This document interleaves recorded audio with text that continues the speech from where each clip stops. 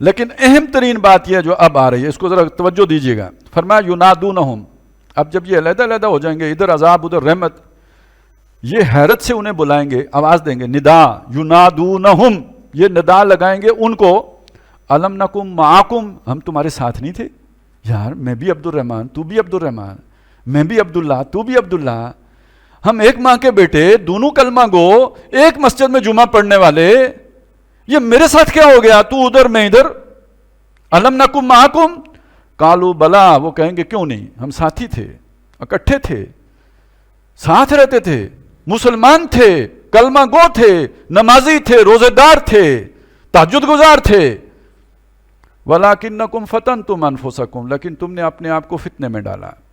یہ کیا فتنہ ہے؟ پورا قرآن پڑھا ہے نا، المال والاولاد، انما اموالکم واولادکم فتنہ، ہے فتنہ یا نہیں؟ وہ جو تفصیل آئی کہ یہ زینت ہے جس سے ہم آپ کو آزمائیں گے، انا جعلنا ما علی الارض زینۃ اللہ لنبلوہم ایہم احسن عملا. آگے جا کے کیا بتایا زینت کیا ہے؟ المال والاولاد، نہیں، المال والبنون زینت الحیات الدنیا. اسی کو پھر کھولا سورہ آل عمران میں، زین للناس حب الشہوات من النساء والبنین والقناطیر المقنطرۃ من الذہب والفضۃ والخیل المسومۃ والحرث، یہ ساری زینت، یہی فتنہ. تم ان چیزوں میں پڑ گئے. اچھا سورہ توبہ میں بتایا یہ 8 محبتیں، یہ آباؤکم و ابناؤکم و اخوانکم و ازواجکم و عشیرتکم و اموال اقترفتموہا و تجارت تخشون کسادہا و مساکن ترضونہا، یہ 8 ہیں. ادھر اللہ ہے، رسول ہے، جہاد ہے. تم اس فتنے میں پڑ گئے کہ اب یہ تم ان 8 محبتوں میں پڑ گئے، یہ فتنہ ہے. وَلَكِنَّكُمْ فَتَنْتُمْ أَنفُسَكُمْ، کاروبار، مال، محنت کی کمائی ہوئی تجارت، کسی کساد بازاری کا دھڑکا، اس فتنے میں تمہارا سارا ٹائم ادھر لگ گیا. بھائی تھے تم مسلمان، نمازیں بھی پڑھتے تھے، دعا دنیا ہی کی کرتے تھے. فَمِنْهُمْ مَنْ يَقُولُ رَبَّنَا آتِنَا فِي الدُّنْيَا، نماز بھی پڑھ کے دنیا ہی مانگتے تھے.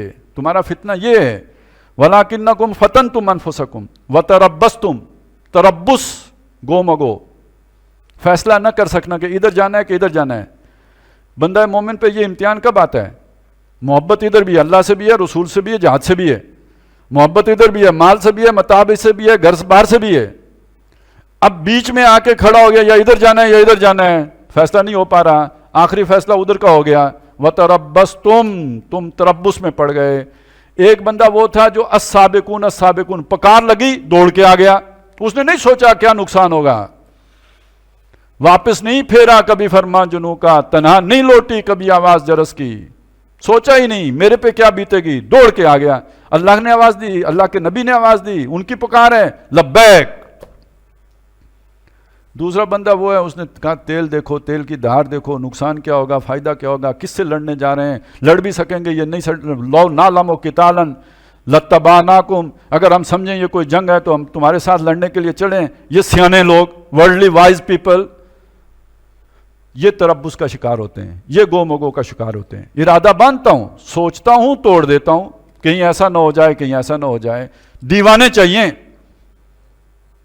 پروانے چاہیے. تو تم پروانے اور دیوانے نہیں تھے، تم بڑے ہوشیار تھے، سیانے تھے، تربص کا شکار ہوئے. تب تم پھر تمہیں علامہ صاحب مل گئے، انہوں نے تمہیں کہا یہ تعبیر ہی غلط ہے. اندر سے تم پہلے ہی کانے ہو چکے تھے، تمہارا دل دنیا کی طرف مائل ہو چکا تھا. لہذا اللہ نے تمہارے اوپر جو اپنا دست شفقت تھا وہ اٹھا لیا.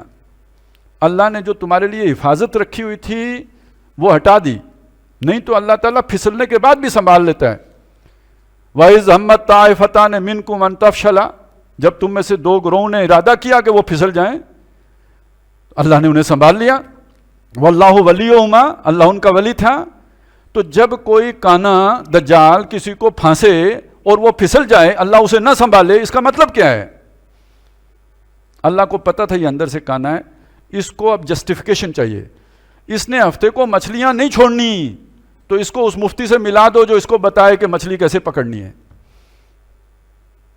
اس نے کار لینی ہے سود پہ، تو چلیں اگر وہ سود والی آیتوں وہ حدیثیں سن کے ڈر گیا ہے، تو چونکہ یہ پیچھے ہٹنے والا نہیں ہے تو اسے وہ ہیلے بہانے سے وہ کرنے والی بتا دو جی اسلامی بینکاری، اور اس نے 3 طلاقیں دے کے واپس لانی ہے تو چلو یہ لا کرا دو۔ تو جب بندہ الٹی سوچ لیتا ہے تو پھر اس کے بعد علامہ صاحب اسے ٹکرتے ہیں، اس سے پہلے علامہ صاحب کے وزن میں بات میں کوئی وزن نہیں ہوتا، یہ اندر کا چور ہوتا ہے جو علامہ صاحب کی اس بات کو ماسٹر پیس بنا کے پیش کرتا ہے، مزین کر کے اور زخرف القول بنا کے پیش کرتا ہے۔ وَارْتَبْتُمْ، پھر تم شک میں پڑے، وَغَرَّتْكُمُ الْأَمَانِي، اصل میں کیا تھا، تم نے اندر سے یہ سوچا تھا یہ کام کر لوں وہ کام کر لوں، بچوں کی شادیاں کرا دوں پھر میں یکسو ہو جاؤں گا، تو یہ تمہیں تمہاری امانی نے، تمہاری خوش فہمیوں نے، لمبی امیدوں نے، بڑے بڑے منصوبوں نے پھانس کے رکھا، قابو کر کے رکھا، تم ادھر مڑے رہے، حتیٰ جاء امر اللہ، یہاں تک کہ اللہ کا امر، موت کا فیصلہ، فرشتہ آ گیا جان لینے، وغرکم باللہ الغرور، اس طرح وہ بڑے دھوکے باز شیطان نے تمہیں دنیا میں پھنسا دیا، اس دلدل میں اتار دیا۔ یہ ہے سلوک شیطانی، اس رستے پہ چل کے تم ناکام ہو گئے۔